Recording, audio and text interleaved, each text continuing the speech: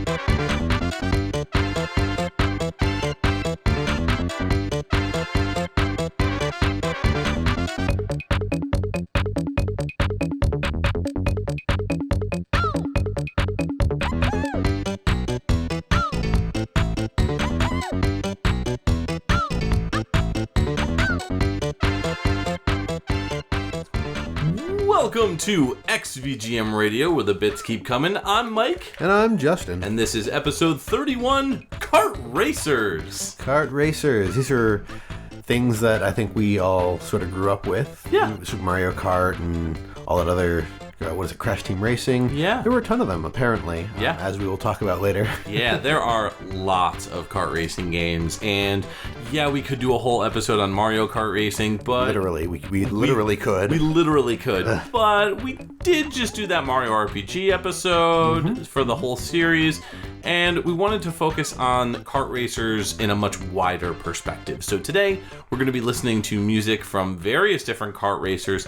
A lot of popular stuff, but a lot of really weird, obscure stuff. So Mostly my fault. Yeah, mostly on Justin on this one. So get ready for some crazy music. This episode is going to be some really wonky stuff. Yeah. Starting with our intro track. That was Diddy Kong Racing that we came in on, and that was the N64 version, and it came out in 1997. That was TT's theme, and it was composed by David Wise, who is always fantastic, but I think he borrowed a little bit from, what was the group? So I was going to say, I want to know how much Kool and the Gang got paid for Celebration being used in this game. Cause celebrate good times, come on. Yeah, pretty much. I wonder if he gets that question a lot. Like, this is probably why he doesn't return our emails. He's like, they're going to ask me about that stupid song. Well, I mean, if you didn't want to get asked about it, you shouldn't have sampled Kool and the Gang. But, so, yeah. I love the vocal samples on this. Of course you do. I just, it's such a goofy, stupid, this apparently plays in the options, or you drive up to this weird clock thing, and then you're scrolling through, and you hear this doo-doo, and you just hear, I love the cheery, happy squirrel sound. That's the only thing. I don't even know happy if TT's squirrel sound? I think TT's a squirrel. I don't know. I'm gonna be honest with you. I've played Diddy Kong Racing twice. Yeah. I don't have that much experience with it. I really enjoyed the game when I did play it, but my, I guess you could say, nostalgia for kart racing began with Mario Kart 64. Really? Not Super Mario Kart, actually. I played it when it came out. It was okay. Yeah. But I was just kind of I don't want to play this. Yeah. But Mario Kart 64, I had so many fond memories of, because I used to play with my brother, and we used to just tear up the tracks. I mean, we played Grand Prix all the time. We did all the cups. We did anything from 50 to 150 cc's. Loved Mario Kart 64. We used to do the battle mode and everything. Great game. But Diddy Kong Racing was one of those games that just kind of slipped through the cracks for me. Yeah. It's one of those games that I knew about. I always wanted to sit down with and play with the same I guess fervor. I don't know. With Mario Kart 64, but it never happened. I don't know. Yeah, that's fair. If I could go back in time, I would change that, but oh well. Yeah, no, it's interesting. I'm kind of the reverse. A lot of the nostalgia that I have for kart racing games started with Super Mario Kart, because I'd played a lot of the other racing games. One of the things that I wanted to bring up, what is a kart racer versus a regular racing game? Because the kart racers, they're smaller. They're still race focused. Yeah. But you got to play RC Pro Haram, or I think it's called Road Blaster, and they're games about racing cars or F1 cars or whatever, and it's just, go around the track, et cetera. And with a kart racing game, almost every one of the games that's in this list, one of the things that makes it more fun is the cars will handle differently, and there's also like weapons and stuff. You pick up items and you can use things and like screw up your opponents. Yeah, sure. So it's a lot more fun. Yeah. But I'd never played anything like that until I played Super Mario Kart on the SNES, and it was so different because like the other racing games just bored me, and this one was like, I'm behind the car, I'm seeing where it's going. It looks really cool on the SNES at the time. And then 7. Yeah, and then I'm blowing up my friends or throwing banana peels on the road. Yeah, multiplayer is a big focus in kart racing games. Online play, of course, nowadays is a big thing, and we're going to be talking about some newer games too that are kart racers. So we're kind of going way back in the day all the way up to modern times as well. So we've got a lot of really great tracks. But yeah, this song in particular, I mean, what did you think of it? Other than the fact that I did think it was really good. Regardless of whether or not Celebration was in there, I enjoyed it in there. Yeah. I also chuckled at the Global Gladiators opening to the song. It was a really groovy tune. So TT is a timer, and he's also so he's like a stopwatch. I just looked this up because I was really curious. I was like, what is TT? Because to me, TT, especially with that voice, it sounded like a little squirrel guy. Yeah. Almost like Conker a little bit. Oh, that's fair, yeah. But he is a giant stopwatch, a yellow stopwatch with a red circle, and a blue stopper on the top. He's got hands with gloves and legs with shoes, like white shoes, and his name is TikTok. TikTok, that makes sense. Okay. So TT, TikTok, and so you can go up to him and hit in the game, and he can change the options and stuff like that in Diddy Kong Racing, but he also is a character that you can play as. Oh, neat. So this is his theme song when you walk up to him and go into the options. That makes sense. So I don't know, just I keep hearing the voices in the back of my head. I think I'm gonna go crazy from listening to it. It's just so catchy. Yeah. And I just love the excitement that he has. He's so excited to race, so excited, or to change your options. It's just yeah, woohoo! Let's do it. Let's change your options. Time to get serious. David Wise, don't really need to talk about him, but we'll mention, I don't know, Donkey Kong Country, Battletoads. That's really all you need to know. Yeah. I mean, I feel like we've covered him. We've covered him multiple times on the show, so go back and listen to every episode, and then you're caught up. So there you go. So let's get into our next game. Moving away from consoles to handhelds. What is your pick, Justin? To start off, I'm mostly getting this out of the way. I apologize ahead of time. Oh boy. I have not heard this track, for the record. The game is called Sonic Drift. It was on the Game Gear, came out in 1994. The track is called Spring Yard Course, and it was by Masayuki Nagao. And I partly picked it because we haven't really had any Game Gear games on the show. No, that's true. So I wanted to... I saw this as an opportunity to get something in there, and somewhat regretted it. All right, let's get ready to get rid of Justin. This is Sonic Drift.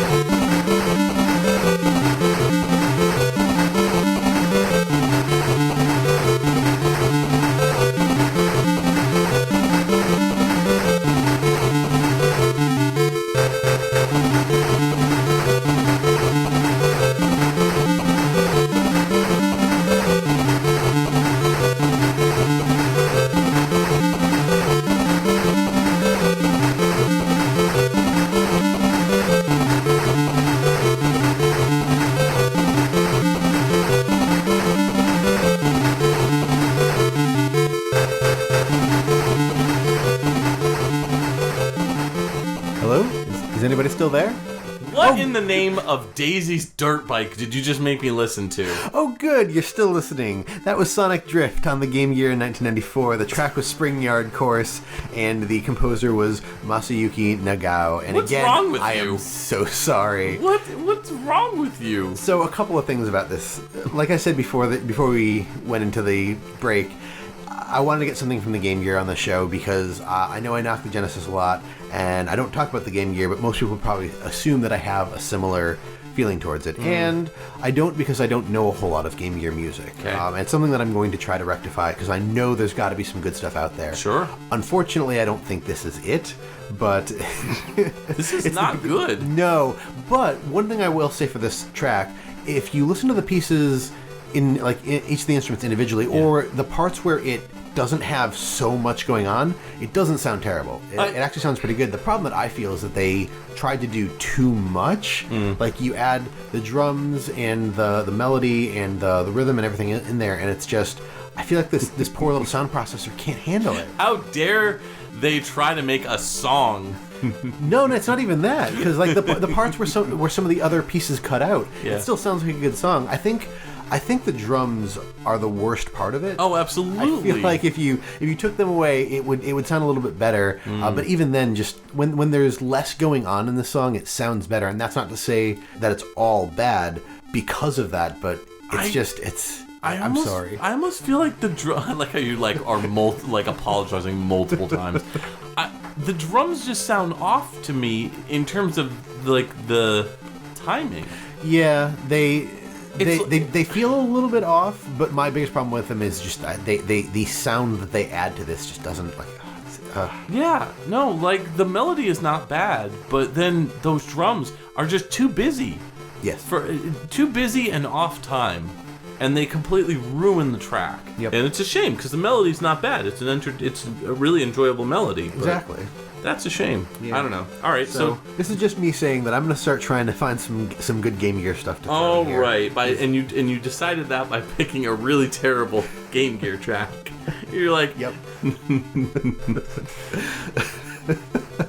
Oh man, this is like Price was Right when you spin the wheel towards the end of the show. Oh yeah. And you wanted to land on $1, but you landed on bankrupt $5 or whatever. Oh yeah. You landed on a $5. Five and cents. you didn't have any spins prior. No. You just landed on the $5. Bob Barker's rolling in his grave listening to this song.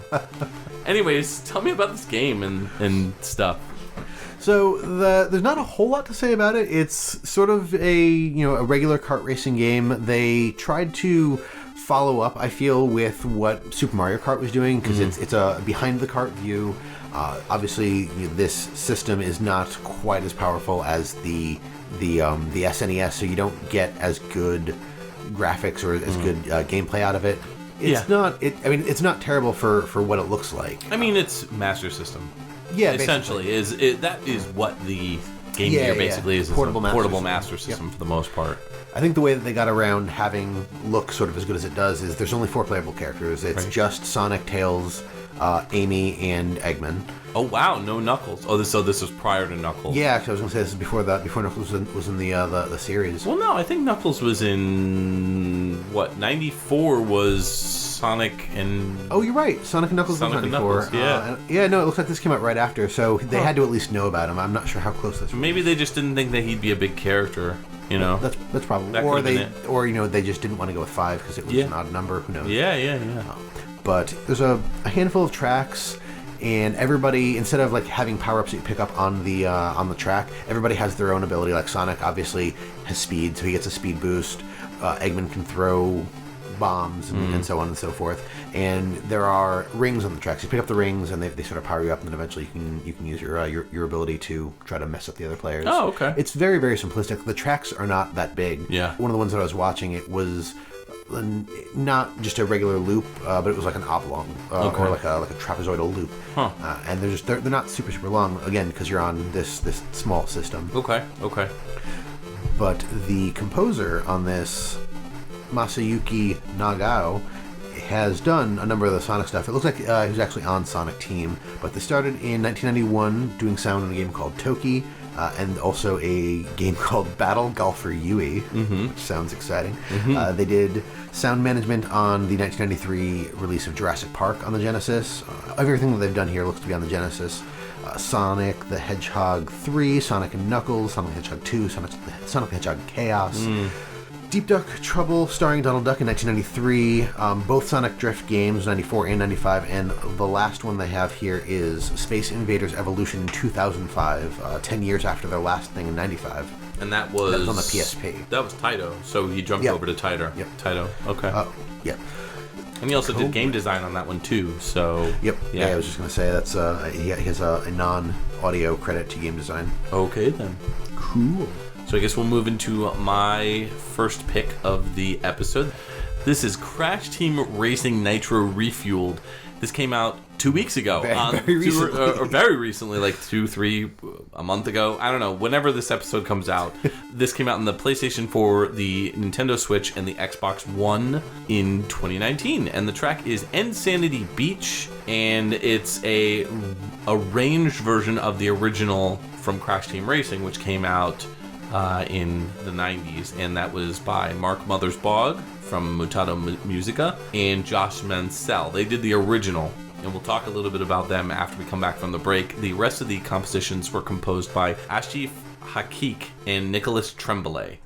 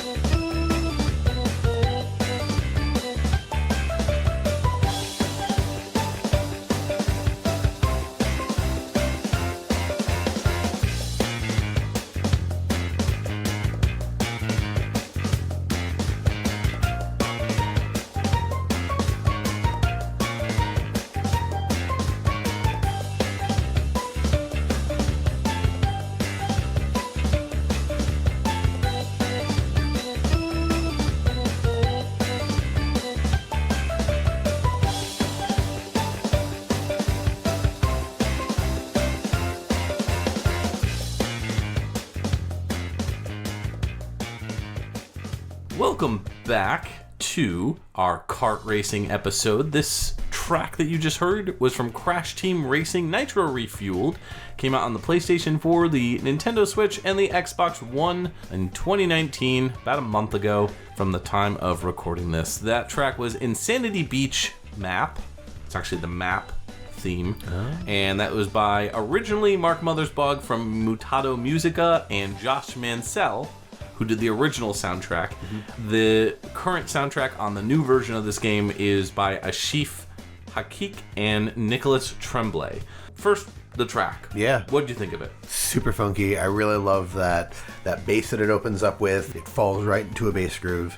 And then I was really surprised when I heard steel drums. Yes. And then I was like, does this work together? It does work together. Yeah. This is really cool. Yeah. Yeah. No, that's pretty much almost all, I believe, all the music in this game. It's all really fun, fresh, funky stuff with that bass line, and then on top of that you've got like these very Caribbean style instruments like steel drums and stuff like that. So it's a really fresh take on the original.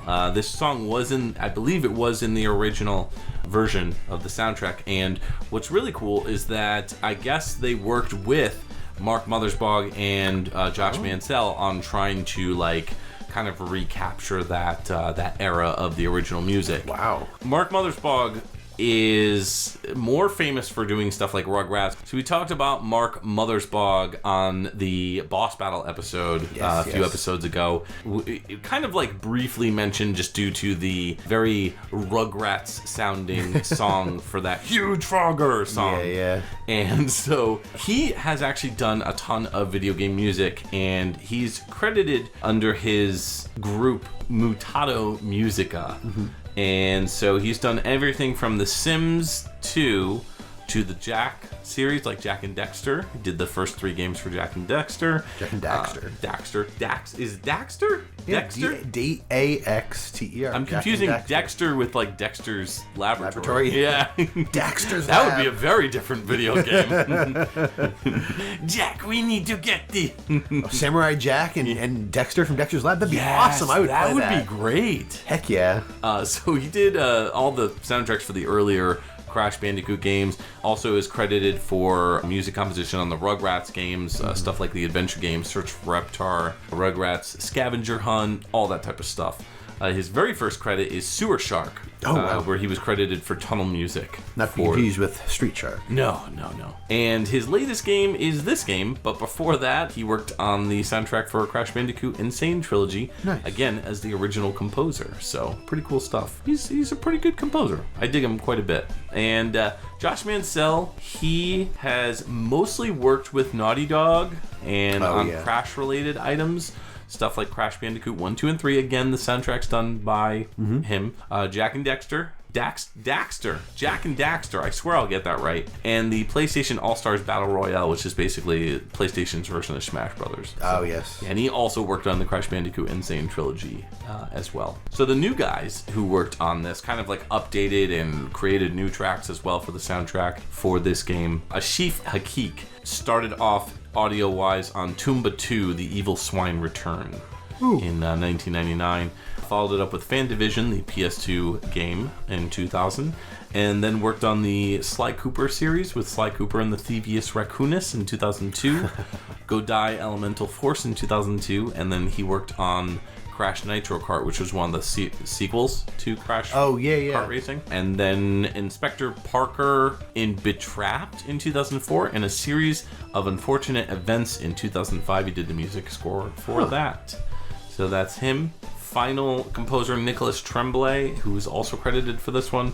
Honestly, I think he's just the technical audio designer according to this. He was labeled under audio, but I figured I'd toss in a credit for him as well because he's done audio on Spyro's trilogy, the Spyro games, the new trilogy. The new one. The new ones, yeah. And then also did audio design on some Spider-Man games. Spider-Man Edge of Time, Amazing Spider-Man, which was the movie game, and then 007 Quantum of Solace. Huh. Yeah. I believe you have not played this one, right? This is the new one. The new one, no, I have not. But you played the original. Yep, I played the original a little bit.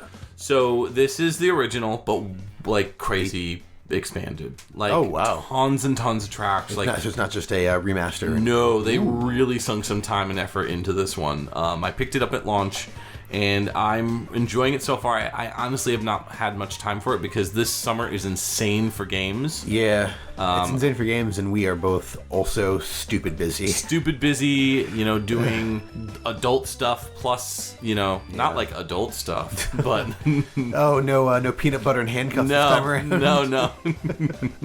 But no, between our actual jobs and just life, right? It's been crazy. Yeah. But I really think that you and I should sit down and play this one, or really you should just go buy this so we can play online. Yeah. That's also surprising, but whatever. No, whatever. So, yeah, you should really pick this one up. It's a lot of fun. There's tons of characters, and what's really cool is there's no DLC. Other than the pre-order DLC, there's no DLC in the sense that, like... There's no characters to download. There's no season... Well, there's no season pass. But there are going to be updates with new characters and tracks added, like, very frequently. So they're going to support this game quite a bit. Well, stuff added, but added for free, or yes, yeah. So that's added for free. That's the key. Yeah, super cool. So it's well worth the $39 to get yourself this game. It's got a semi-low price point in this day and age of games that are, $59 plus. So you can knock $20 off that cost and get a large amount of characters. It's going to be a huge cast of characters. I believe there's already like 30 something. This game is obviously a Mario Kart ripoff, but it's done really well. Some people feel that the original Crash Team Racing is better than Mario Kart. I wouldn't say that personally. I still think Mario Kart is better designed. But my biggest gripe with this one is when you use the boost to get use the boost to get through. Yeah. When you use the boost to speed up, you jump and then you have to do the slide, but you can only do the slide for a certain amount of time, and then you have to hit the other button. Right. Like the left trigger. Oh, okay. So you go from the right trigger to the left trigger, or the left trigger to the right trigger. It takes a little time to get used to, and I just haven't sat down and played it enough. Yeah. So, but this has a really big campaign where you can go through and like unlock characters and maps and just tons and tons of content. It is a gorgeous game too. It's really pretty, and it's if you like Crash, I think you'll dig it. Yeah. So sounds pretty cool. Yeah, you should pick it up because it's good. Yeah. And I need somebody to play with. I'll have to... More so that. Well, it looks like we're getting a call on our Patreon hotline, which means we've got a request coming up. So let's go ahead and take that call. Janine, send that on over. Thank you. Caller, you're on the air with XVGM Radio. Who is this and what can we play for you? What's going on, Mike and Justin, the co-host with the most on XVGM Radio? I was talking with my good friend Barf Honkin, and we would both love to hear Wario's Goldmine from Mario Kart Wii. Thanks, fellas. All right, you got it. Let's cue it up. Mario Kart Wii came out in 2008 on the Wii. This is Wario's Goldmine by Asuka Oda and Ryo Nagamatsu. That's so Barf Honkins. Totally.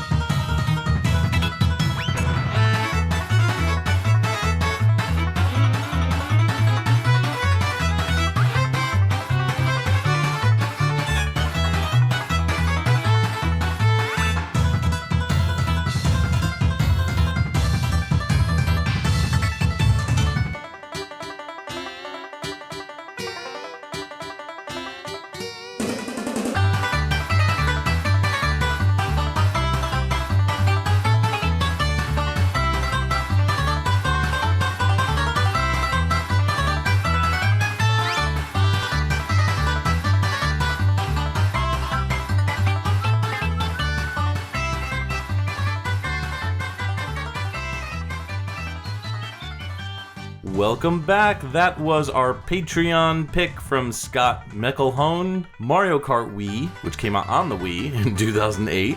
That was Wario's Goldmine, and it was by Asuka Ota and Ryo Nagamatsu. So what'd you think of this one?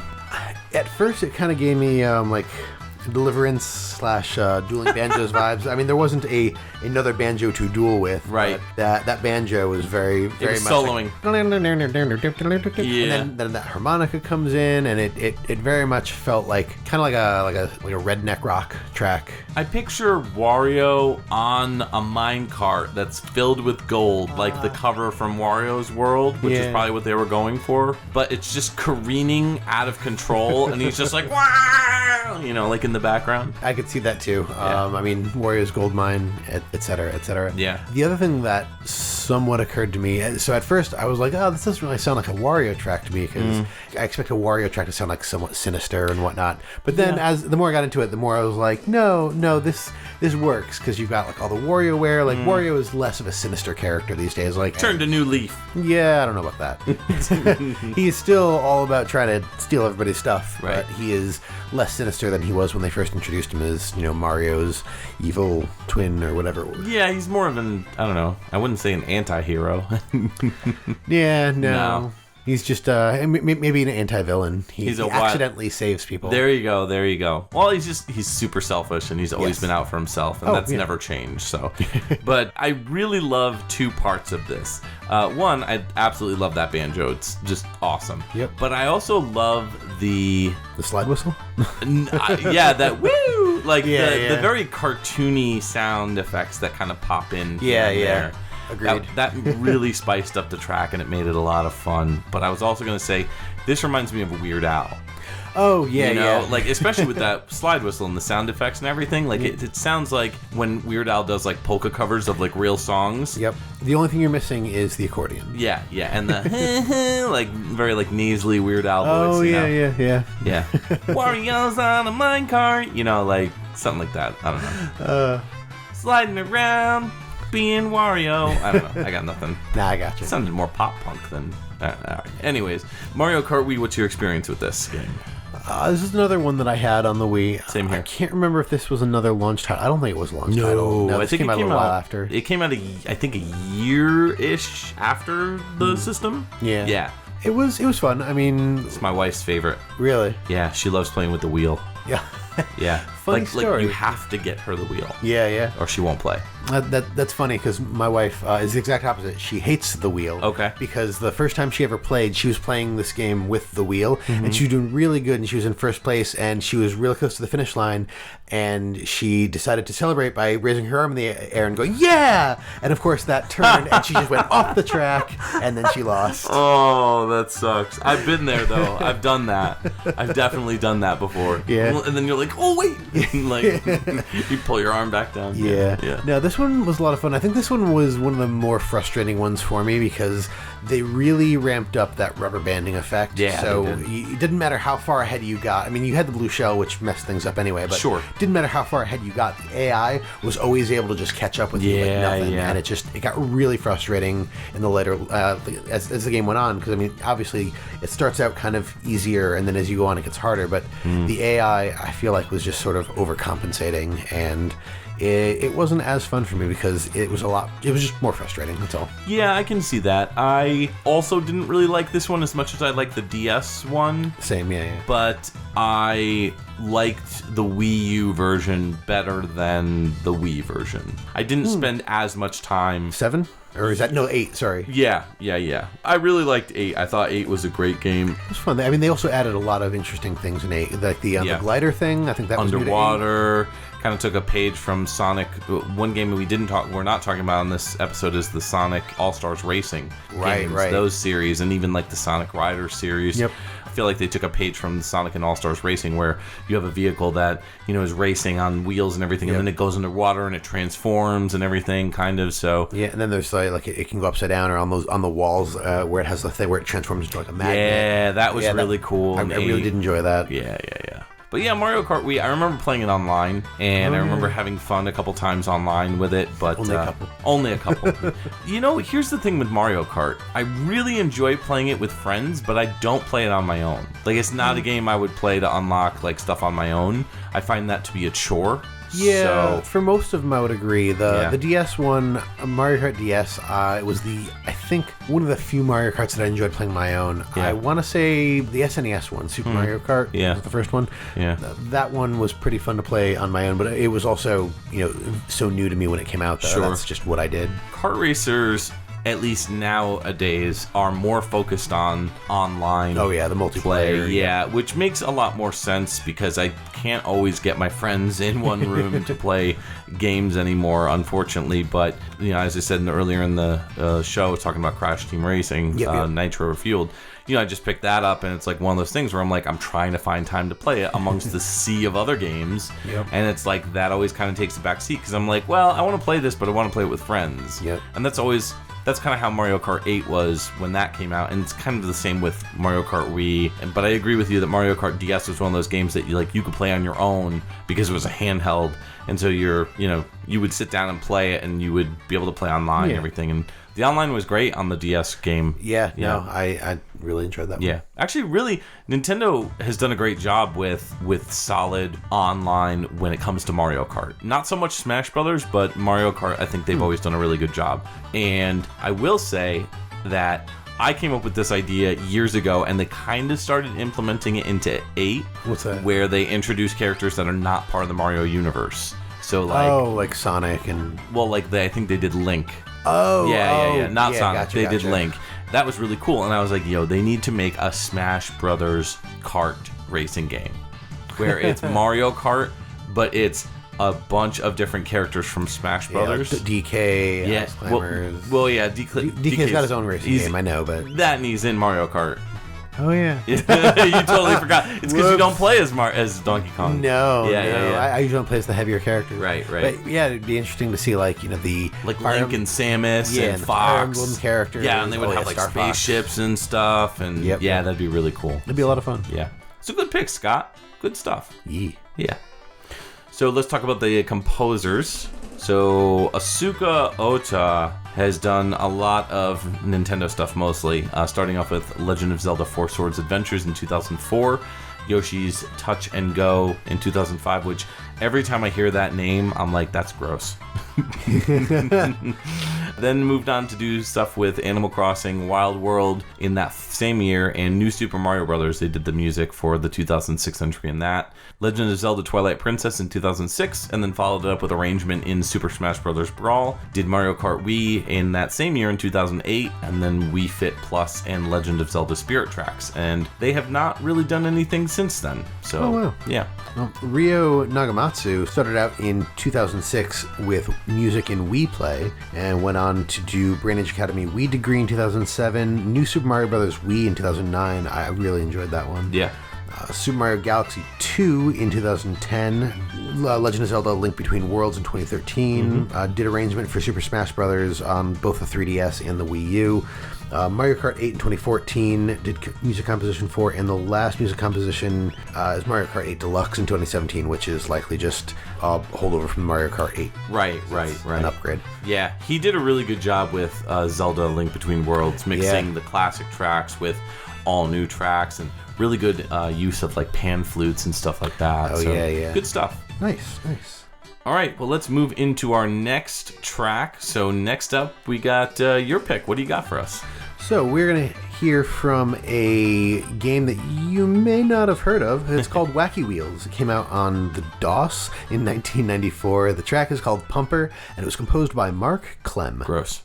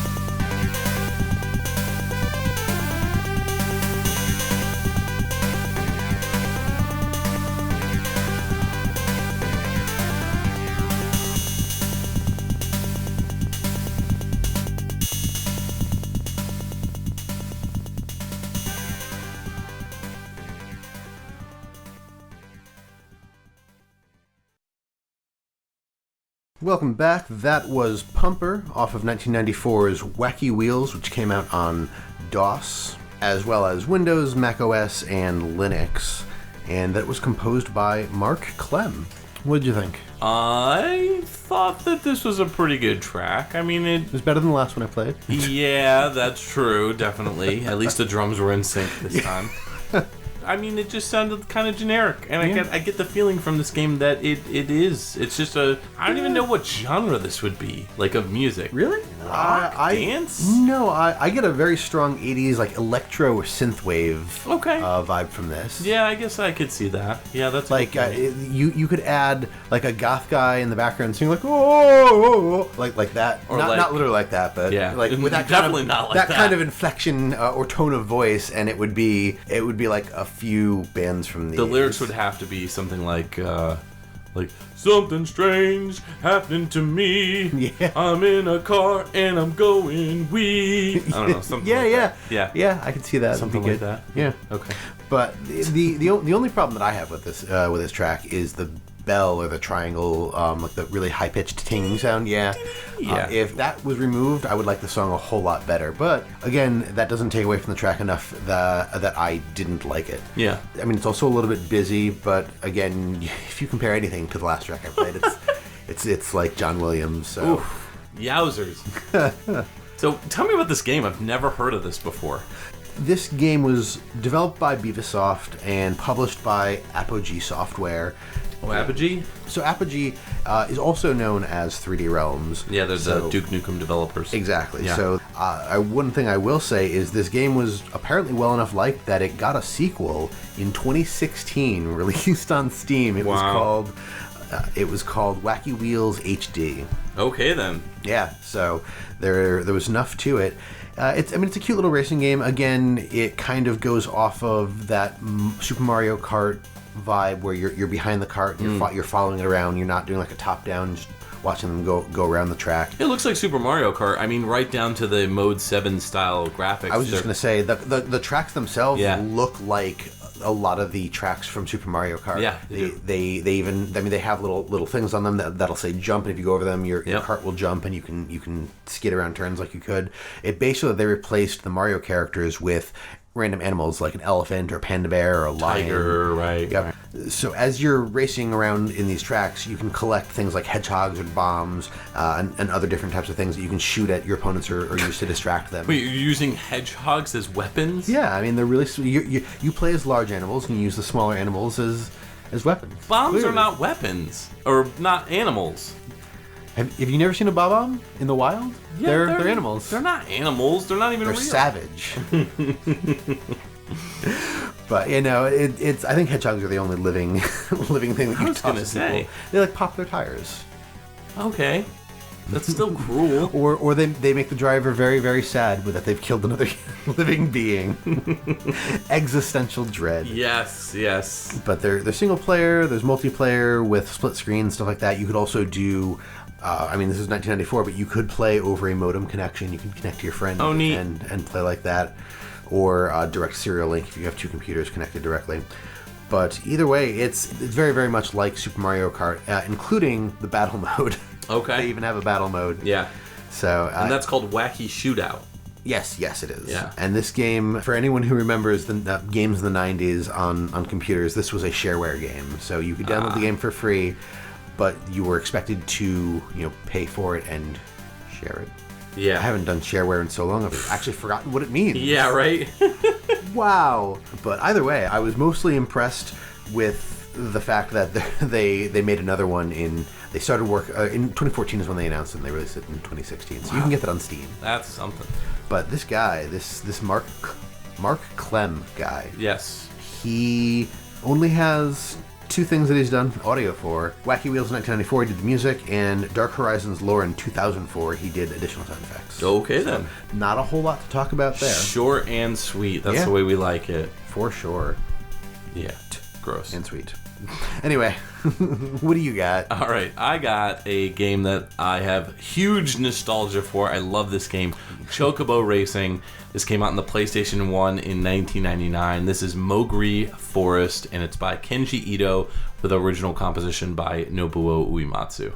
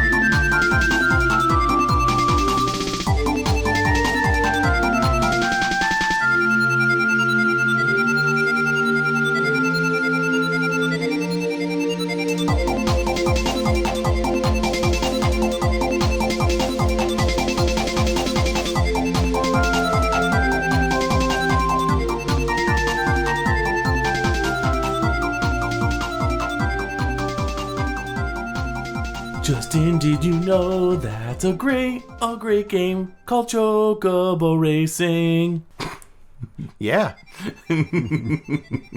It came out on the PlayStation 1 in 1999. That was Moguri Forest, and that was by Kenji Ito and Nobuo Uematsu for the original composition. I believe that this is an original composition, like from a Final Fantasy track. Basically, Nobuo is credited for the original Final Fantasy music that was used throughout the game. I don't remember where this track is used in the Final Fantasy universe. Do you remember? I was going to say... I thought you were going to say you don't remember where it's used in the game, and I was like, it's used in the Moguri Forest. Yeah. It's used in the Moguri Forest level, but you're the Final Fantasy guru. Yeah, I heard a few different things in this, and one of it is there's a little bit. It's not enough for me to really call it the castle theme, or the theme that I call the castle theme, which is actually the theme of Final Fantasy, apparently. Okay. And it's that da da da da da da da. Okay. That one, the one that I played in the Justin Spix episode. Yes. And you kind of get a little bit of that in this, so I feel like it's actually a combination of a couple other things. Okay. Because I hear that, and I feel like there's like a Final Fantasy 4, Final Fantasy 6, forest theme in there somewhere. There's a lot to it. It's a very like Super Nintendo-y sense that they used, especially that main like flute kind of sound. That Yeah. So when you played the track on the PS1 episode from this game, I believe I said, "Oh, this feels kind of like an airship theme." Yeah. And if I remember correctly, it kind of was. I think it was. Yeah. And this one has a similar feeling to me. Not that it sounds like the airship theme from any game, but it feels very flighty with that that's going on in the background, and just sort of the flute melody makes me feel like I'm either flying, I'm falling, or I'm on an airship. That bass is like borderline twamp. Oh, I suppose I actually didn't even notice it. Yeah. I just have really fond memories of playing this track specifically. Yeah. I've talked to death about this game in the PlayStation 1 episode, so go listen to that. That was episode, what, 6? 6, yep. 6, yeah, so go listen to that. But in the meantime, you're stuck listening to me here, so I figure I'll kind of recap. This is a Final Fantasy-themed kart racer. And so you're playing as the Chocobo and his lovely batch of friends. There's a story mode. The story mode is very kid-friendly, I guess you could say. If you've got little kids, like 5-6 years old, this is a great game to give them. I mean, it's cute little Chocobos. Yeah. But, I mean, it's very storybook, like pop book cute. themed. It's super cute. And I think it really works for kids. It's a great game for kids. It's a great game for adults. It's family fun. Yeah, family fun for the whole family. I played this one in high school because I was Final Fantasy obsessed. And so this is just one of those games that I picked up because I enjoyed kart racing and just completely fell in love with the magic system and the battle system. Yeah. The way that this works is every character has the ability to pick whatever ability they want. So for example, in story mode, you unlock all these abilities, and then once you unlock all of them, you could play them, throughout the entire game. And there's stuff like flight, where you could like avoid like land hazards. There's like a bunch of different like speed up ones, one of which will knock your opponent like unconscious and they spin out. There's one called a Gunblade, because this came out post Final Fantasy VIII. Yep. So you could use the Gunblade, it kind of speeds you up, and then when you pass people, it starts slashing them with this like blade. It's really cool. Tons and tons of really neat options that you can choose from. There's this one it's called Mega Flare, and it just destroys everybody. But on top of that, you also have a magic system kind of baked into this game. And the way that works is very similar to other kart racers, where you drive over these little balls and they give you whatever power up you get. So you'll get fire, ice, death, etc., etc. And so they're all Final Fantasy themed for the most part. Most of them can do double and triple power-ups. So you could do fire, Firaga, or whatever. Yeah. Is it Firagra? No, there's no second R. It's just Firaga. Firaga. Okay, gotcha. So I've been calling it Firagra for like years. You can kind of combine that with your weapon that you pick, and you could do like immense damage. Like you can really screw some people up. If you know what you're doing, there's no real rubber band effect where like you can go from first to last. That's like a very famous like thing with kart racers is you go from first to last, and then you got to fight your way back. I always thought rubber banding was the further you get back, the easier it is to get up to the front. But if you get up to the front, the rubber banding is everybody from the back getting speed up so that you basically stay as part of a pack. It prevents you from just like taking off. That's interesting. That's what I always thought. I always thought that it was if you are in first, you're going to end up in last, and then you got to work your way back to first, like rubber banding. That's the way I always took it, but I don't know. What are your thoughts on rubber banding? Let us know in the comments on our various social media, or Facebook, or Twitter, or iTunes, or Instagram, or Discord. Or LiveJournal. Or LiveJournal. LiveJournal.com/XVGM Radio. You heard it here first. Now we have to set up a LiveJournal account. Dear Diary, Mike keeps talking about Chocobo Racing, and I can't get him to stop. Also, celebrate good times, TT. All right. So, well, on that note. Yeah. Kenji Ito did the arrangements for this game, as well as some work in other Square games, starting with Final Fantasy Legend 2 in 1990, Final Fantasy Adventure in 1991, which is really just the first Secret of Mana game, technically, or of the Mana series. Right, yeah. And then I'll pick two other games. Wizardry Labyrinth of Lost Souls in 2009, he did the theme music for that. And then let's go something newer, Adventures of Mana in 2016, he did the music and sound effects. So he's pretty much the go-to person for the Mana series. Yeah, aside from Hiroki Kikuta, who did Secret of Mana. Right. So, but yeah, that's all I got. And Nobuo, we've talked about almost every episode. So we're gonna move on to your next pick. Yeah. So next up, we are heading back in time a little bit to the mid-90s, 1995. The game is Atari Karts, the system is the Atari Jaguar, and the track is World 8, also known as Lava/Hell. It was composed by Fabrice Gillett and the Miracle Designs team.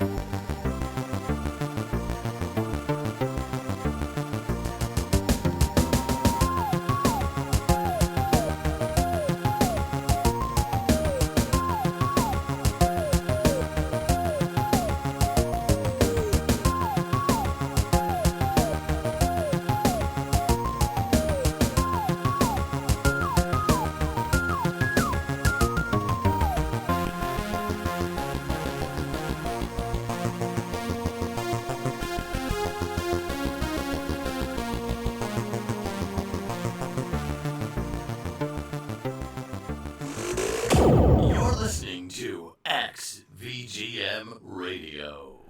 Thanks for sticking around. That was Atari Karts, which came out in the Atari Jaguar in 1995. The track was World 8, also known as Lava/Hell, and it was composed by Fabrice Gillett and the Miracle Designs team. This song was pretty cool. Thank you. I was digging it. I thought so. Yeah. Why are you saying thank you like you wrote it? Because I picked it.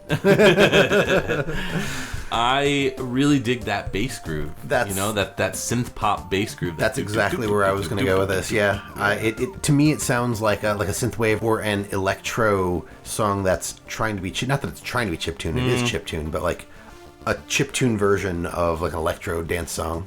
Very spacey, especially with those synths in the background. Yeah. It's like little space fireworks going off in your pants. I'd say going off in your head, but No, sure. No, in your pants, always in your pants. But I really, really liked the chirpy melody. And that kind of went along with those beeps and boops. Yeah, good stuff. I was digging it. So, really cool. Is this game any good? It's on the Jaguar, so I couldn't tell you from experience. I've never owned, touched. I have been in the same room as a Jaguar, and that's it. So yeah, it looks like it's not bad. I'd have to really get with it and give it a try to see. Or maybe we could ask some of our friends or perhaps some of our listeners have it or have played it. Maybe it's their favorite game on the system. Who knows? What do you guys think of Atari karts?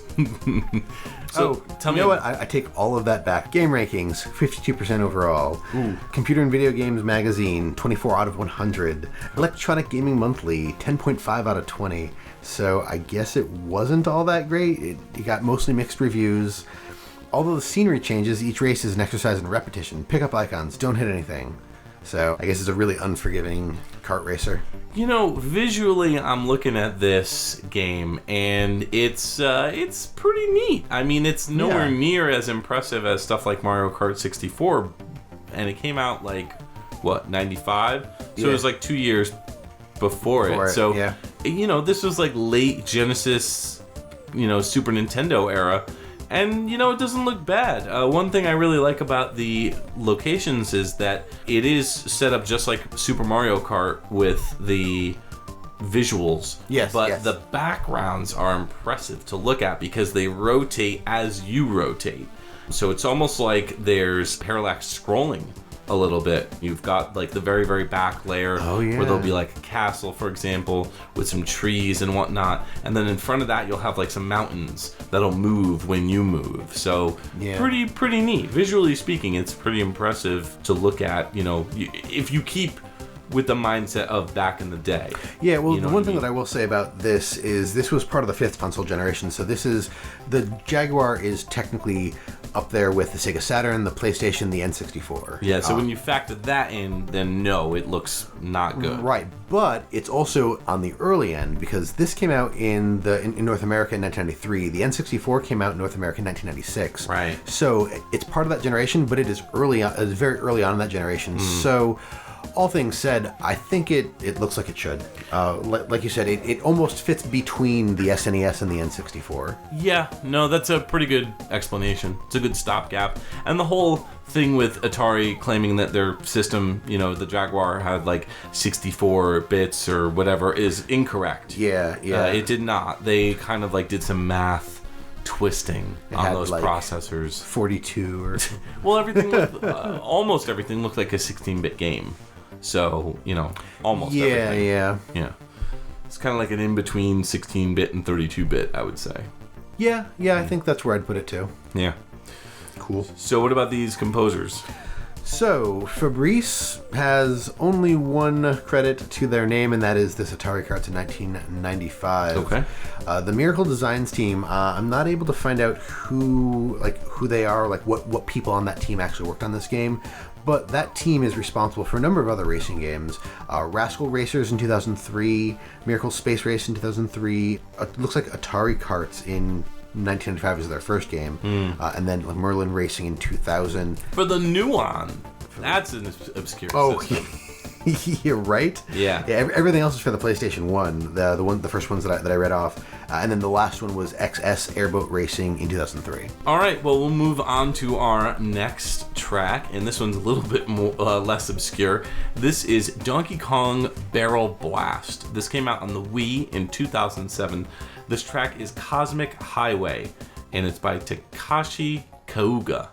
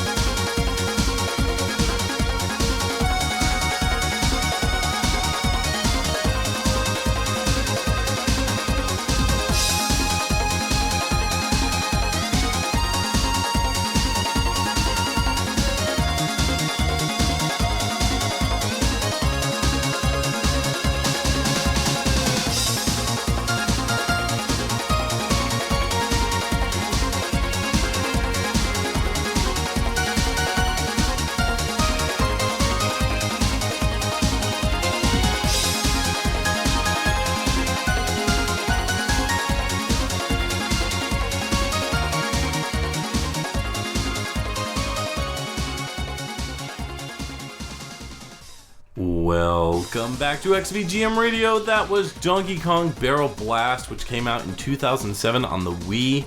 That was Cosmic Highway, and it's composed by Takashi Kauga, and we got to credit David Wise for the original Donkey Kong Country theme. I didn't want to give that one away in the previous break there at the end. What do you think of this one? This one was really cool. It felt like a dance club theme. Yeah. Right out of the bat, I was just like, okay, we dancing, we drinking, what's going on here? And then partway through it, it didn't register at first, but once my brain registered the squealy guitar, I was like, oh, that's a really cool riff that they're doing. Yeah. As soon as I heard da-na-na, I was like, oh, there it is. And the last thing I'll say is going back to sort of the dance vibe that this gave off, those high-pitched synths that were sort of in the background, almost on rhythm, reminded me of something out of Rez, which is a game that I really enjoyed. Yeah, so, I could see that. I really, really like this one. Yeah, it's good stuff. I was really digging this track.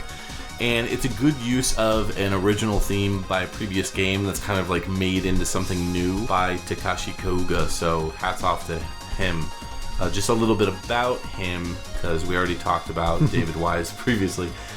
He has mostly done Donkey Kong stuff, actually. He started off with Ultimate Muscle, the Kinniku Man Legacy, the Path of the Superhero, which came out in the Game Boy Advance in 2002, and then he did the Double Dragon 2003. I believe this is the Game Boy Advance game. He did arrangement of the original soundtrack, and then Trapped in 2005 he did sound effects for, and then he started his Donkey Kong games with Donkey Kong King of Swing in 2005, Donkey Kong Barrel Blast in 2007, and then followed it up later that year with Donkey Kong Jungle Climber in the same year, 2007, and then that's it.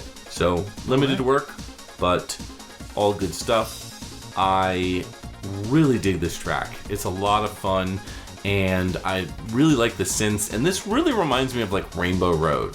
That's fair. This is techno Rainbow Road. Techno-y, Rainbow Roady, yeah. And so this game has a little bit of a troubled development history. It was originally supposed to come out in the GameCube. Oh, wow. And it got pushed to the Wii, which is a real shame because it ruined the game with motion controls. Oh, they didn't have an option to not use them? No. This game expects you to play the Wii controls with the Wiimote and the Wii Nunchuck.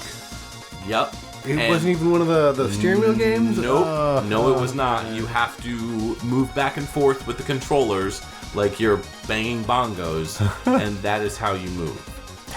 It ruined the game, unfortunately. And it's a shame because it's a really gorgeous game. You get to play as Donkey Kong, Diddy Kong, Dixie Kong, a ton of the Kongs. Yeah, it's a real shame. Yeah, I feel like they should maybe try again and do it right. Because if the music is like this, I can imagine with the controls not being terrible, this could be a really fun game. Yeah, no, I agree. I think this theme is really underused too, so it's nice that it got some play here in Takashi's remix. I just reread the name of the track, and you were saying before it sounds kind of like Rainbow Road. It's called Cosmic Highway. Cosmic Highway, Rainbow Road. Yeah. Oh wow, I didn't even think of that. It's subliminal. Seriously. Yeah. It's a shame because Diddy Kong Racing was so good, and for them to make a game equally as potentially good and then just butcher it with those. Yeah. I like motion controls, don't get me wrong, I normally like them, but when used properly, when you have something like this where you have to go like crazy, you get a race that takes place in these games, it's probably anywhere between 2 to 4 minutes minimum. You try to do that for 2 to 4 minutes minimum, that's a workout. Yeah. I mean, this is a good game to lose weight to. Or working your upper body strength or something. All right. Oh well. It looks like we're getting a call on our regular call-in line. That means it's a regular person, Justin. Not a Patreon. Not a Patreon. Correct. Yes. Well, why don't we go ahead and take that? All right, Janine, forward that call over to us, please, if you can. Caller, you are on the air with XVGM Radio. Who is this? Oh, that's... Jeez. So, it sounds like this is Donkey Kong. And Donkey Kong, if you can hear me, you missed the boat. We already talked about your game. We literally just played a track from your...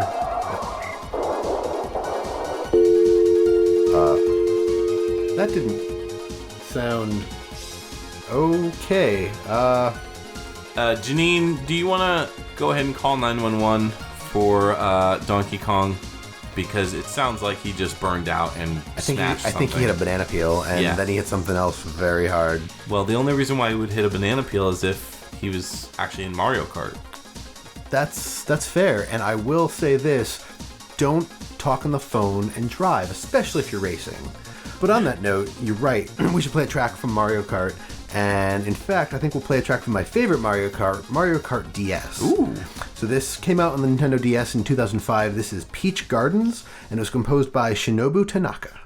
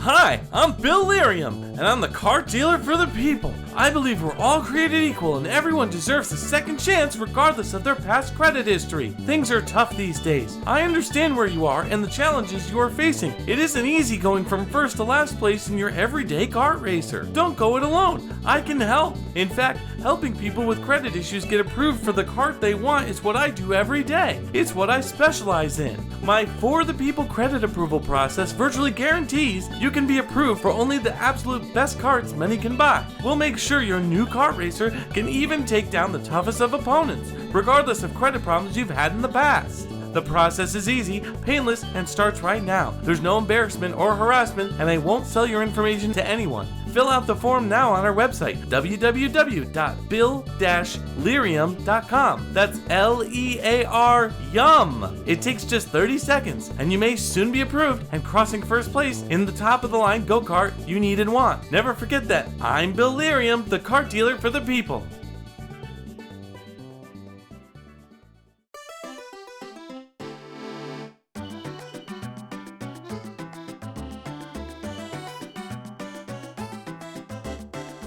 Welcome back.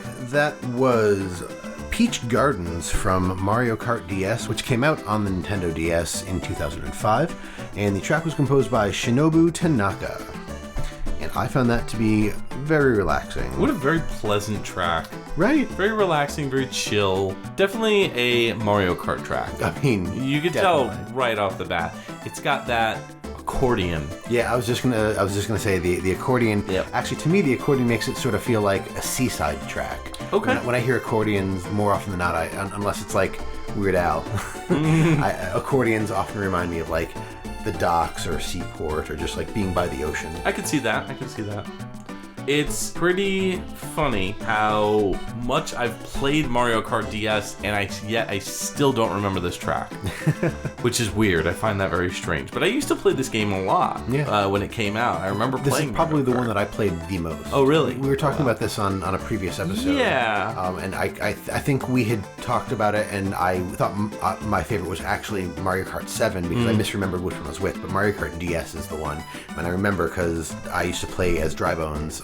He's the only character that I played. Yes, and a lot of people played as Dry Bones. I remember playing online with people, and it was like just a sea of Dry Bones, and then like it'll be like me as either Donkey Kong or Luigi, or Daisy or whoever I was picking at that point.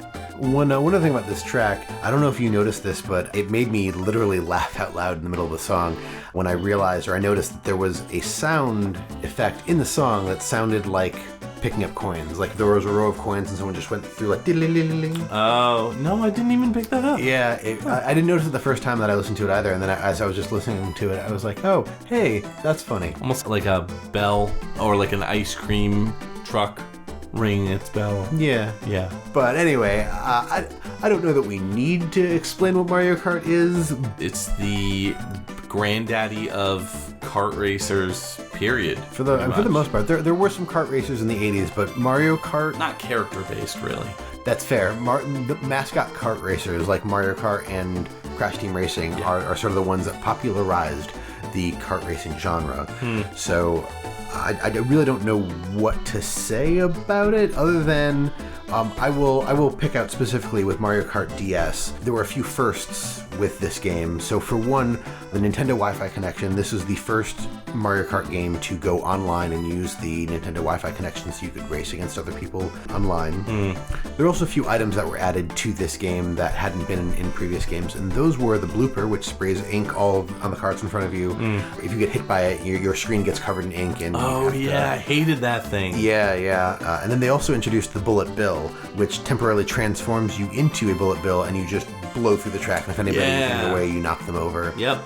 That was a good item. Yeah, I enjoyed that. Okay. And obviously you have all the classic ones, the red shell, the blue shell, the multi-shell, the star. It's a very long list. I'm not going to talk about all these items. Who did you used to play as in Mario Kart? You said Dry Bones? In this one, it was Dry Bones. But in most of the other ones, like in Double Dash, I usually played as Toad, and I think Toad and Toadette. I usually go with the light characters, so it's usually Toad, or if Dry Bones is available since this game, I would usually go for Dry Bones. I typically also stick with the kind of middle of the road or fast characters, but I do tend to sometimes play as DK. I like playing as Daisy, and I like playing as Luigi. That's fair. So those are generally the people that I play as. So Shinobu Tanaka was the composer on this one. He was. Shinobu started in 2001 actually with Luigi's Mansion doing music on that, and has a handful of things. I mean, obviously they've stuck with Nintendo for quite some time. Their next game was a game called Dobutsu no Mori on the N64. That came out in 2001. Did Super Mario Sunshine in 2002. So there's the connection. For what? To Mario Kart DS for this song. Because all of the Super Mario Sunshine music has that seaside accordion sound. That makes sense. Yep. And then they did event background music in Animal Crossing 2002. Okay. And then the rest, you've got Mario Kart Double Dash in 2003 that did music. Obviously this one in 2005. And We Play in 2006. That was their last music composition and their last credit. You ready for some garbage? Buckle up. Let's do it. Buckle up and... I mean, the game is garbage. I don't know. Buckle up and grab a trash can, because this game belongs in it. This is Eminem's Kart Racing. This came out on the Wii in 2007. The track is UFO. And the song is composed by Lucas Stasinski.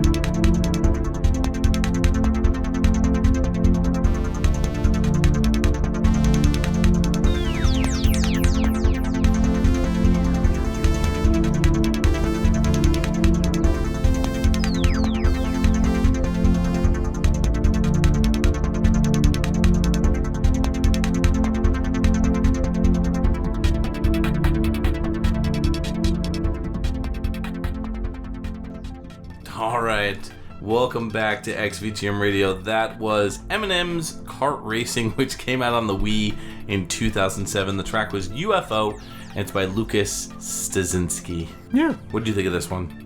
I didn't think the track was that bad. It was kind of generic. It's interesting. There's been a number of tracks in this episode that we've referred to as kind of synthwave. Yeah. And this is yet another one that I would throw in that same category. Yeah. I find it to be really simplistic, and that's not to say it's too simple. It's not a bad thing. Sometimes less is more, and I think in this case, it really works out.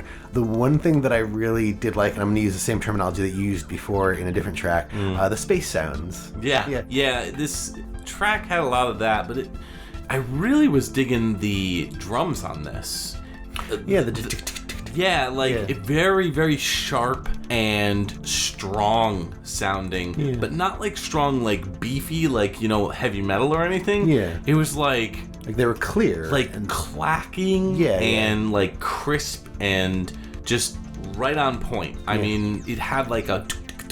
Yeah, exactly. And I kind of feel like a lot of the electronic music that was coming out at that time, and a lot of the video game music that was coming out around that time. Similar, Yeah. I mean, definitely very much synthwave inspired from back in the day, but it has a really fresh take on, in my opinion. I actually like this track quite a bit. Yeah. So I was kind of digging it. Looks like the game it came from. It's a very fresh take. Yeah. Oh boy, of this game. And this game's not good at all. No, I meant that completely sarcastically. Like the track was actually really good. Yeah. This game, not so much. So the M&M's franchise had a bunch of games during the Wii and DS era. This game also came out on the DS. Totally different composers. So Lukas Stasinski done M&M Kart Racing in 2007. He did Chicken Shoot 1 and 2. Both came out in 2005. And then Chicken Shoot again in 2007? I don't know. And then he also did work on the DS version of this game along with two other composers. And Real Boxing 2013, he did music and sound effects. So that is where it ends. But I'm going to read you the back of the box art. And I want you to tell me about a specific thing here. So it says that M&M's Kart Racing breathes new life into the arcade racing by combining adventure elements and high-speed racing with the funny and parodic style of candy competition. What is candy competition? I was gonna ask you what the heck candy competition is. I feel like candy competition is like competitions between different types of candy. Like you have a bowl of like M&Ms and a bowl of those strawberry wrapper hard candies that your grandma always used to have. Those were the best. So you'd say the strawberries win the candy competition? Oh, absolutely, hands down. Here's the thing. I'm sorry, I'm a chocolate guy. Yo, the strawberries are not bad. I will give you that. But here's my argument. You eating some M&Ms, you drinking a glass of milk. That's the way it goes. Or you drinking something. You can just eat like a pile of M&Ms and not drink anything. Do. You are a demon. What is wrong with you?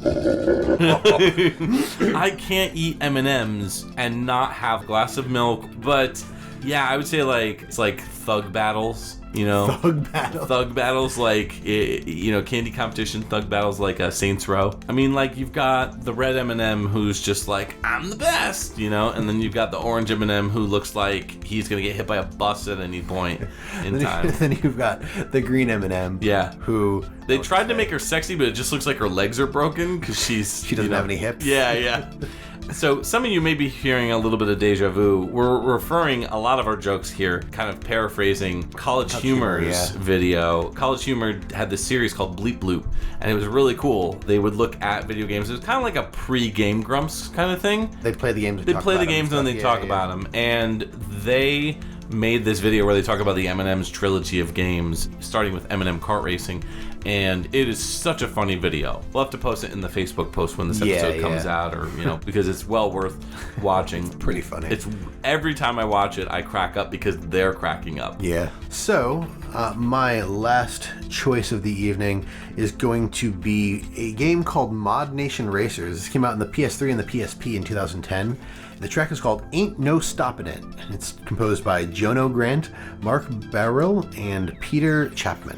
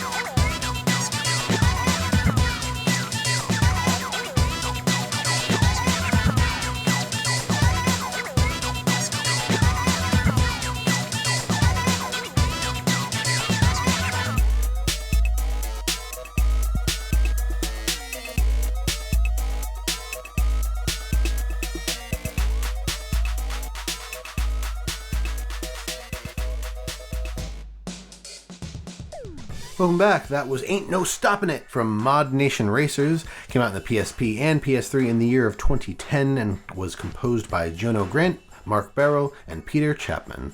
This was a fun song. I thought it was fun. Yeah. I was digging this. Very funk, hip-hop kind of vibe, electronic. I found it very, very cute. I also like how in the beginning it starts out with that. Yeah. The clap. I guess. I have not played this one, so I don't have any frame of reference. You'll have to fill me in. Yeah, no, and you never will. Really? Because the game is actually based around the online functionality, playing online, creating tracks. Yeah. It has the same adage as Little Big Planet, play, create, share. Okay. So it was all about that. And this game, along with Little Big Planet karting and a few other games, Counter Spy and Gravity Rush 2, they were all part of that thing where the servers were shut down on October 10th, 2018. Oh. I can remember you were playing that and you were like, I got to get these things done before they shut the servers down. Yep. Yeah, I rushed to get everything for Gravity Rush 2, and I didn't even get everything, unfortunately. Oh, so, that sucks. Yeah, I got a bunch of stuff. I'm sure there's some kind of a offline single player component, but like this game was all about the online, the building your own tracks. Yeah, this is totally different. Right. So, but their online functionality got removed, and this, right. like, the big point of it, it's sort of like if you know the game Blur, that had a similar situation where it was an online only game. Like it had a single player mode, but it wasn't that great. Yeah. And when they shut down the servers, the game just went vaporware.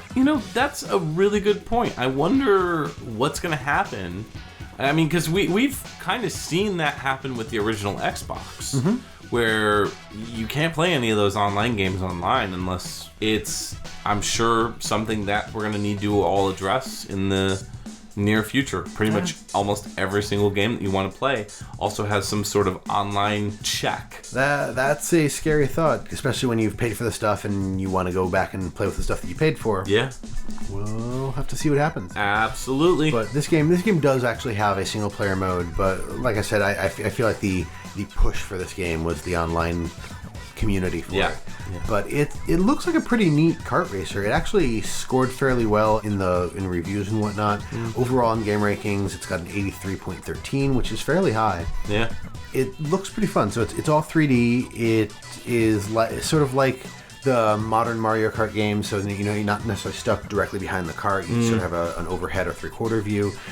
And instead of having power-ups random power-ups that you pick up, it looks like each character sort of has their own set of powers, kind of like in Chocobo Racing. Oh, I see. Except every power has 3 tiers to it. Again, like the magic system in Chocobo Racing. Yeah. But it's all sort of one thing. So you pick up these little like orbs and whatnot, and you get one level of your thing. You can store them and go up to level 3, or you can just shoot it off and you do the lower level thing. Drifting and whatnot, and picking up certain things on the tracks will fill up your boost meter, which has I think 3 or 4 tiers to it. And the higher it is, I think the more boost you get. You can boost over jumps and go flying. It looked like a pretty neat game overall. I think the difference is that Chocobo Racing's special abilities that you get, they are unlocked in story mode, and they apply at that time to each character. So like the regular Chocobo has the speed power-up. The Moog has the flight one that you get. And then you get the Thief, and the Thief has the steal ability. So once you get those, they unlock in the main game, and anyone can use them. So that's the difference. It's not like those characters only can use those items. Yep. Anybody can use them. Right. So Actually, that's different here. Taking another look, I was actually mistaken. It's not that each character has, because you sort of make your own character in this game, which I missed. And so there are different power-ups on the field, and if you pick one up, you can. It's just like the magic system in Chocobo Racing. So whatever you pick up, you can build on it. It's cool. Yeah. Chocobo Racing did it first, though. Yeah. What? It's true. Trendsetter. So we have a few composers on this one. Jono Grant has only this as their only credit that I'm seeing. Mark Barrel has quite a bit more. Started on a game called Pele in 1993. They did the groovy tunes on that. They also did music and sound on MTV's Beavis and Butthead in 94. There's a number of things here, so I'm just going to skip around a little bit. Independence Day in 1997, they did sound effects on. They did some music for Jackie Chan's Stuntmaster in 2000.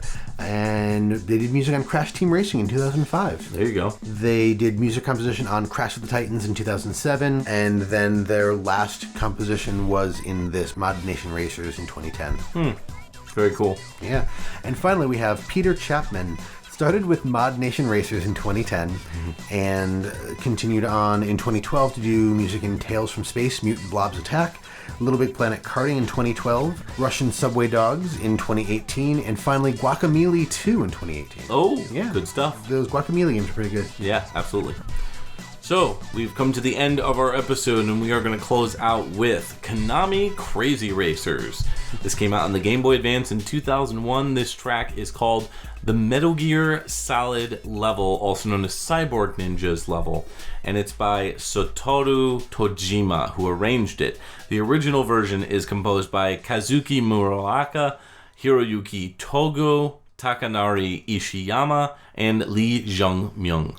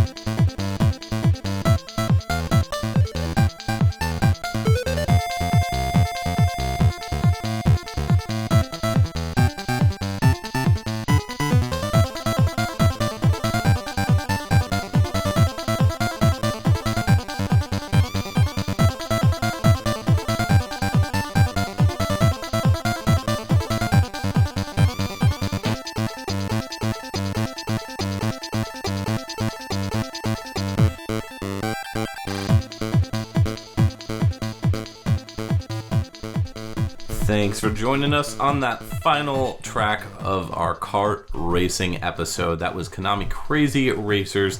That came out on Game Boy Advance in 2001. And that was the Metal Gear Solid level, also known as the Cyborg Ninja level. That was arranged by Satoru Tojima. It's based on the original Metal Gear Solid soundtrack, which is done by Kazuki Muraoka, Hiroyuki Togo, Takanori Ishiyama, and Lee Jung-myung.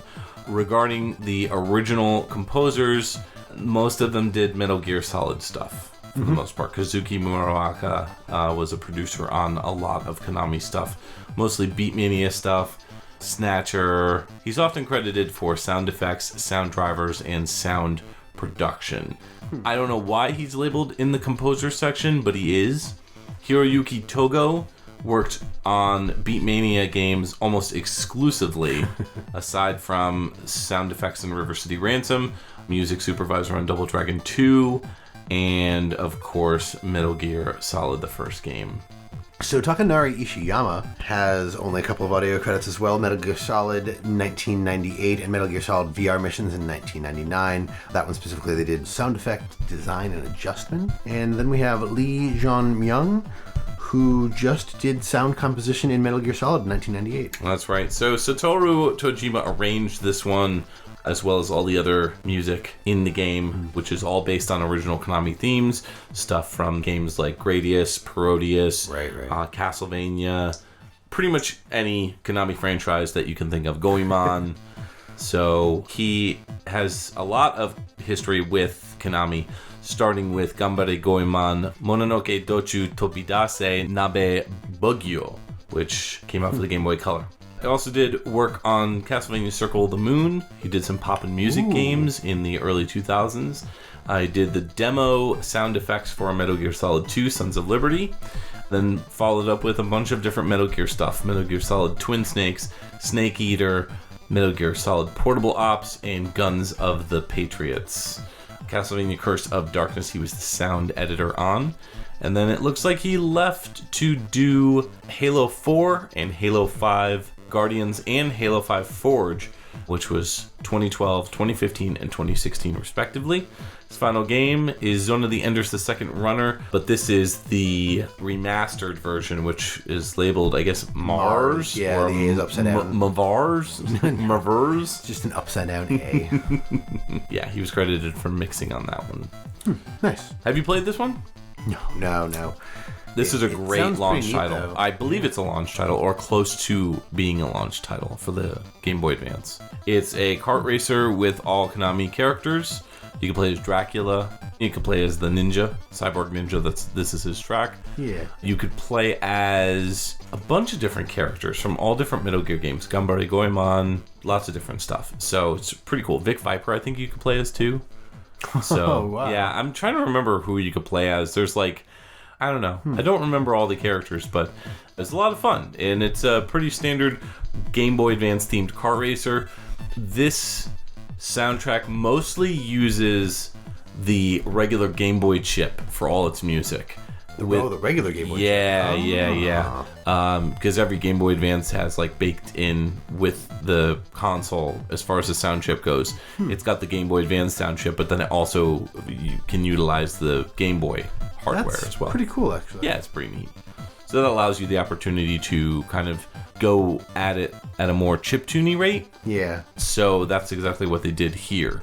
So here we have a dance chiptune inspired version of the original Metal Gear Solid theme when you have been caught and you're being chased down. So it's very high energy and it's a lot of fun. Great dance beat here. It's just a solid dance track. Yeah, no, I really like this one. I particularly liked the stereo effects that they had going on, where they're just having stuff bouncing between the ears. And I also appreciated how the drums were actually really simple. Like, you didn't need any crazy drums. It was really just that kick drum. Oh, yeah. No, it was simplistic, but complex at the same time. Yeah, no, I mean for the sound. The sound was complex. The drums were simple, and I appreciate that they left. They didn't try to go crazy with it. They kept it, like you said, more like a dance song. So I really enjoy the intro theme to this one. I was close to picking that for this, but we had already had a game with a goofy kind of like vocal instrumentation or vocals in it. So this one, when the track opens up, it sounds like they're saying my world. It's actually YY world. Yeah, because that's the game in Japanese. It's YY Racing or whatever, right? And that's just part of their Konami YY series, which had a few games on the Famicom, YY World 1 and YY World 2. Huh. Yeah. I don't think you can play as anybody from Contra in this one, now that I think about it. No, I didn't. I was looking at the roster. I didn't see anybody from Contra. So you can play as Bill Reiser in YY World 2. So, nice. Yeah, it's pretty neat.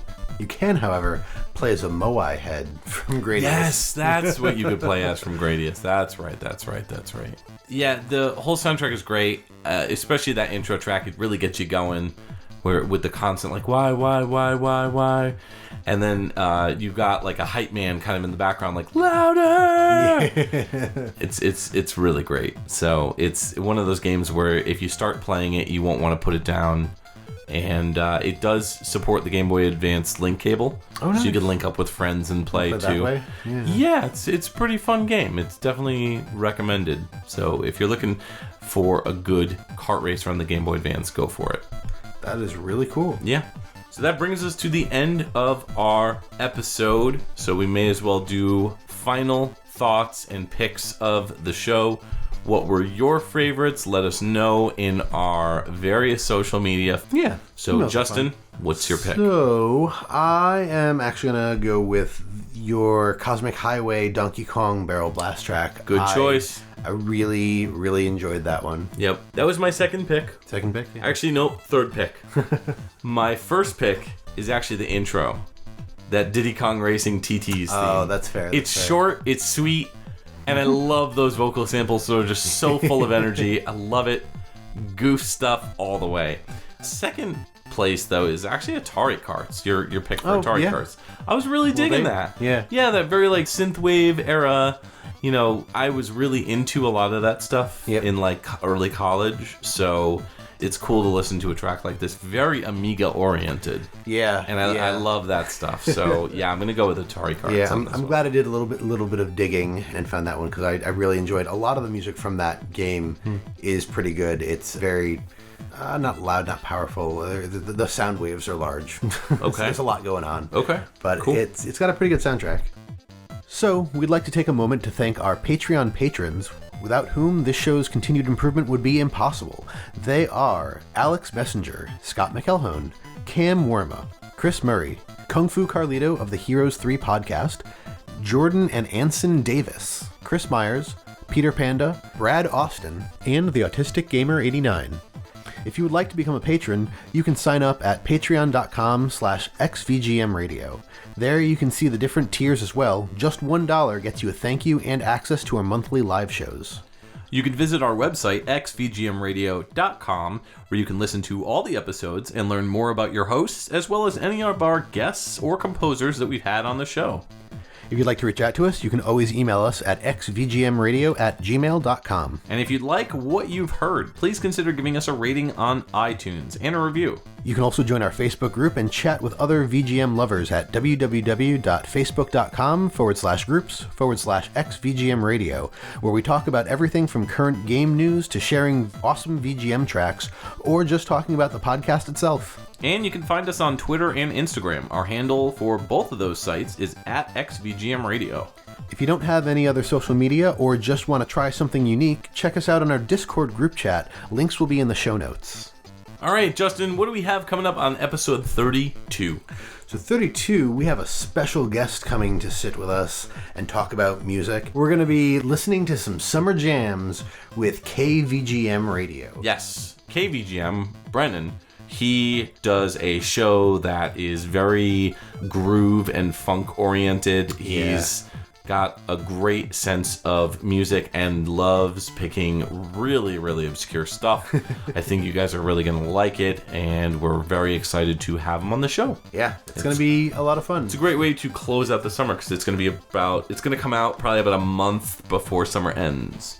So it'll be nice to drive around and cruise to some summer jams.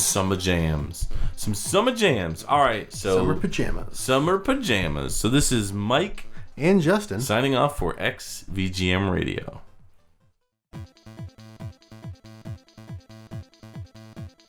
This is Crash Team Racing Nitro Fueled. Nice. Nitro Nitro Fueled. No. This is Raggy. Woo.